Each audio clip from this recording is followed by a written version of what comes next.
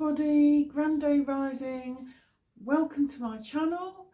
Wherever you are in the world, it's very much appreciated when you stop by. Today I would like to discuss some farming news. This is one of the recent newsletters from Riverford Organic, and it's about strawberries. It says strawberries early but in very short supply. Well, yeah, I mean, there's been a lot of strawberries from around Europe, but it's only the last week or two where I am that we're seeing some of the local Kent strawberries, and ours outside have done nothing at all yet. I picked and ate my first strawberries today, about a week earlier than usual.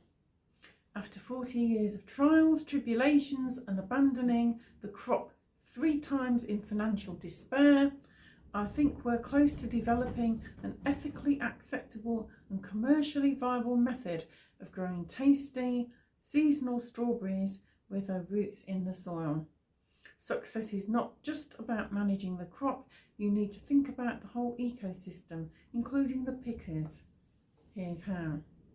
Plenty of good quality, mostly homemade compost creates a healthy soil biome and structure, giving plants the strength to fight off fungal diseases, which can be a real worry. When we moved our strawberries into planters, away from the beds, they struggled at first. We're lucky we do have a composter and we're producing some really good compost right now. We also have manure, and strawberries do like a little bit of manure mixed in. You might want to add a bit of vermiculite, for example, for drainage, or even some straw. After all, they are strawberries.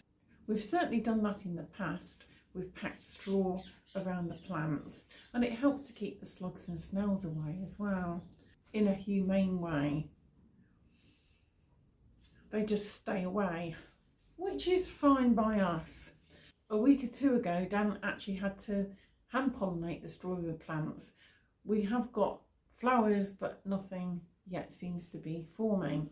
We have had some bees and some butterflies and other insects in our garden, because we do have some wildflowers growing kind of around the whole area really. They're dotted all around the area in all parts of the garden, although we do have to keep them under control because, you know, they can take over and then they will strip the soil of nutrients, which means your crops may struggle a little if other plants are taking the nutrients.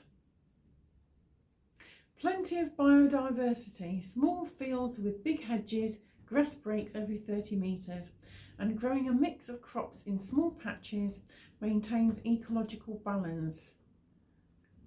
And that's what we do. We grow a mix of crops in small patches around our garden. We don't have loads of anything, just a bit here and a bit there. Pests such as spider mites and aphids are controlled effectively by the predatory wasps, hoverfly, lacewings and ladybirds which overwinter in the hedges. I have seen a lot of ladybirds in our garden. They seem to be liking the rhubarb. Piecework, i.e. paying pickers according to the amount they pick. You have to reward those with the dexterity, flexibility and field-hardened ability to pick fast. For years I shunned piecework as a divisive and strife-ridden method of remuneration, but for strawberries there's no other way to get the job done. However much you pay, there has to be some fun for people to keep coming back.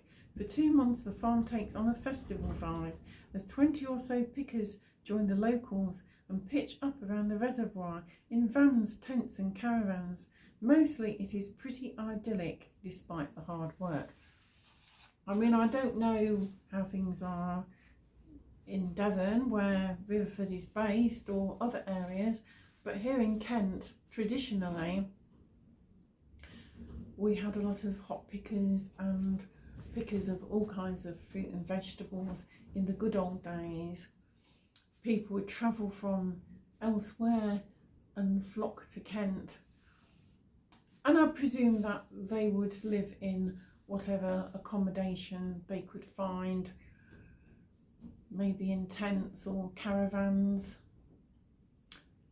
or maybe in a friend or family's house, perhaps, those who were lucky enough to have relatives in the area. But it was a good way of making some money, or even some extra money, especially when times were hard.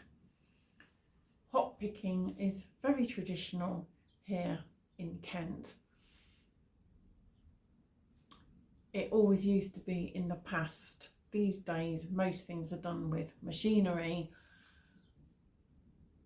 which is kind of a shame in a way that that tradition has died out, of people travelling into Kent to do the hop picking and that of the fruit and vegetables.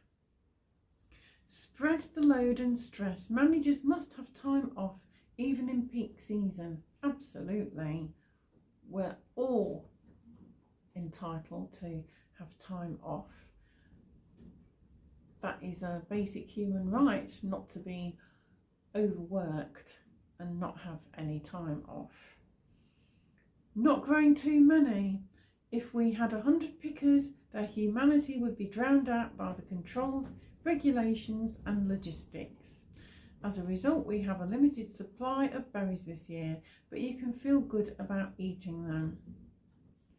Everything these days is about red tape. Tick boxes, health and safety, national regulations, European regulations, and so forth. I often wonder how much of it is a money train.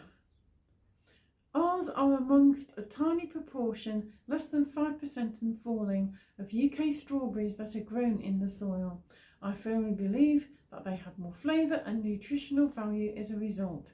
But proponents of growing on tabletops in polytunnels or glass houses, either in bags of peat or hydrophonically, in other words, fed a controlled solution of nutrients, will disagree. I am not rich enough to argue, so you must decide for yourselves. More on the challenges of growing organic fruit next week. And there we go. I think that's a really interesting newsletter. So what's your experience of growing strawberries? Have you grown them before? Have you grown them a lot? Or is this your first time? Or do you prefer to go out and buy them from a shop? What do you think of those who are trying to produce them in an ecologically sound manner? And maybe in traditional manners still, in contrast to their new innovative methods of growing, which these days increasingly seems to be polytunnels and hydrophonically. I like the traditional ways. Sometimes though, it pays to try something different. Maybe a combination of two methods can sometimes work. I think a lot of it depends on the weather. Last year, the weather wasn't very good at all, and a lot of us had problems growing the crops. This year, certainly in our garden, it's a lot more verdant and productive. So perhaps we need to pay more attention to the seasons and even instinctively knowing what's going to work and what's not, being more at one with the land. But you tell me what you think. If you enjoyed this video, please give it a like, comment, share, subscribe, ding the old notification bell, ding ding, and I will see you again soon for the next one. Until then, bye for now and happy growing.